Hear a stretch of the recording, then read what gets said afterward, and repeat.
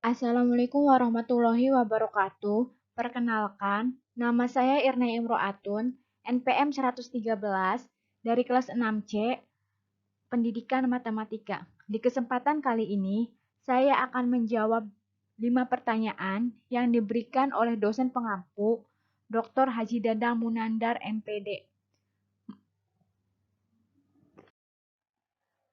Mata Kuliah Inovasi Pendidikan. Pertanyaan yang pertama, jelaskan pengertian tentang proses keputusan inovasi.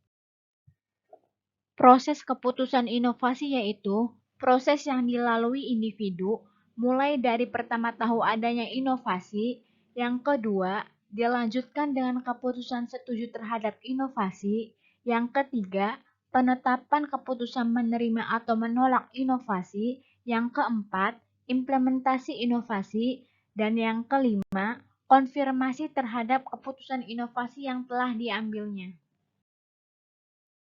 Pertanyaan yang kedua, apa saja faktor yang mempengaruhi proses inovasi pendidikan?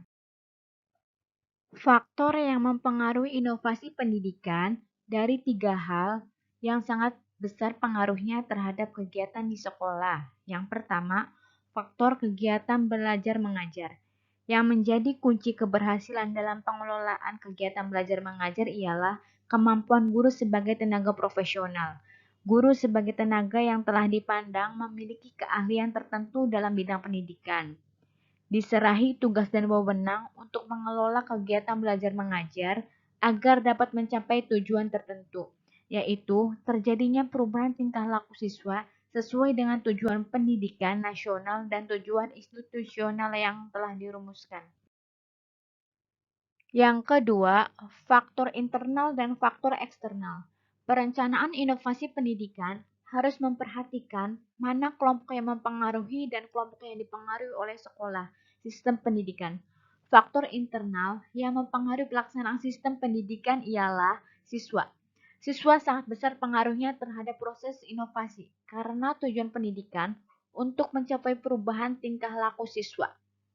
Faktor eksternal yang mempunyai pengaruh dalam proses inovasi pendidikan ialah orang tua. Orang tua murid ikut mempunyai peranan dalam menjunjung kelancaran proses inovasi pendidikan, baik ia sebagai penjunjung cara moral, membantu dan mendorong kegiatan siswa untuk melakukan kegiatan belajar sesuai dengan yang diharapkan sekolah, maupun sebagai penunjang pengadaan dana. Guru sebagai faktor internal maupun faktor eksternal, karena guru secara langsung dalam proses pendidikan di sekolah merupakan peranan yang sangat penting. Yang ketiga, sistem pendidikan, pengelolaan, dan pengawasan. Dalam penyelenggaraan pendidikan di sekolah, diatur dengan aturan yang dibuat oleh pemerintah. Penanggung jawab sistem pendidikan di Indonesia adalah Departemen Pendidikan Nasional yang mengatur seluruh sistem berdasarkan ketentuan-ketentuan yang diberlakukan. Pertanyaan yang ketiga, jelaskan mengapa dalam proses keputusan inovasi tidak dapat berlangsung seketika, tetapi harus membutuhkan jangka waktu yang panjang.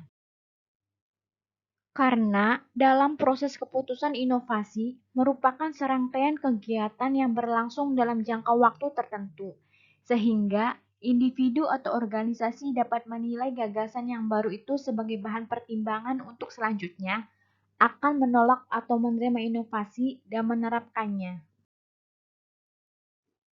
Pertanyaan yang keempat, sebutkan dan jelaskan ciri pokok keputusan inovasi yang membedakannya dengan tipe keputusan lainnya. Ciri pokok keputusan inovasi yang membedakan dengan tipe keputusan lainnya ialah dimulai dengan adanya ketidakpastian atau ketidaktentuan tentang suatu inovasi. Keputusan inovasi masih terbuka berbagai alternatif, ada berbagai macam kemungkinan yang terjadi walau mengandung bahaya, sehingga informasi sangat penting bagi seseorang sebelum mengambil keputusan inovasi. Contohnya, kita harus mengambil keputusan antara menghadiri rapat atau bermain olahraga. Maka kita sudah tahu apa yang akan dilakukan jika olahraga, begitu pula apa yang akan dilakukan jika menghadiri rapat. Rapat dan olahraga bukan hal yang baru. Pertimbangan dalam mengambil keputusan mana yang paling menguntungkan sesuai dengan kondisi saat itu. Keputusan ini bukan keputusan inovasi. Tetapi, jika kita harus mengambil keputusan untuk mengganti penggunaan kompor minyak dengan kompor gas, yang sebelumnya belum pernah tahu tentang kompor gas, maka keputusan ini adalah keputusan inovasi.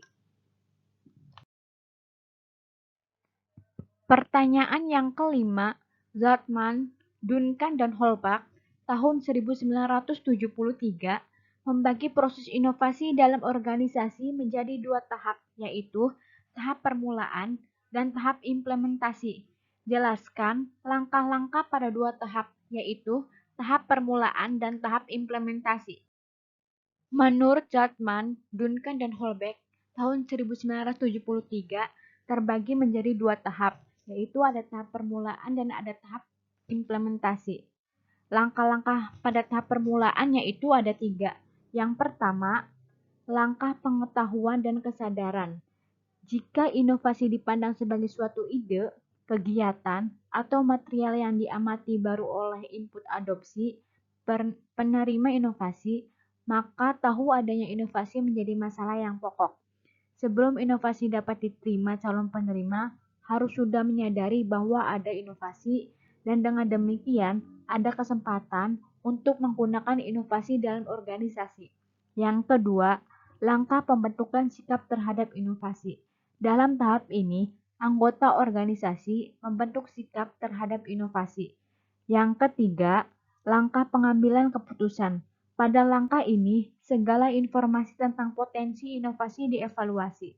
Jika unit pengambil keputusan dalam organisasi menganggap bahwa inovasi itu memang dapat diterima dan ia senang untuk menerimanya, maka inovasi akan diterima dan diterapkan dalam organisasi. Demikian pula sebaliknya, jika unit pengambilan keputusan tidak menyukai inovasi dan menganggap inovasi tidak bermanfaat, maka ia akan menolaknya. Pada tahap implementasi, langkah-langkahnya ada dua. Langkah yang pertama, langkah awal permulaan implementasi. Pada langkah ini, organisasi mencoba menerapkan sebagian inovasi. Misalnya, setelah dekan memutuskan bahwa semua dosen harus membuat persiapan mengajar dengan model satuan acara perkuliahan, maka pada awal penerapan setiap dosen diwajibkan membuat untuk satu mata kuliah dulu, sebelum nanti akan berlaku untuk semua mata kuliah. Yang kedua, langkah kelanjutan pembinaan penerapan inovasi. Jika pada penerapan awal telah berhasil, para anggota telah mengetahui dan memahami inovasi, serta memperoleh pengalaman dalam menerapkannya, maka tinggal melanjutkan dan menjaga kelangsungannya. Sekian pemaparan jawaban dari saya. Terima kasih. Wassalamualaikum warahmatullahi wabarakatuh.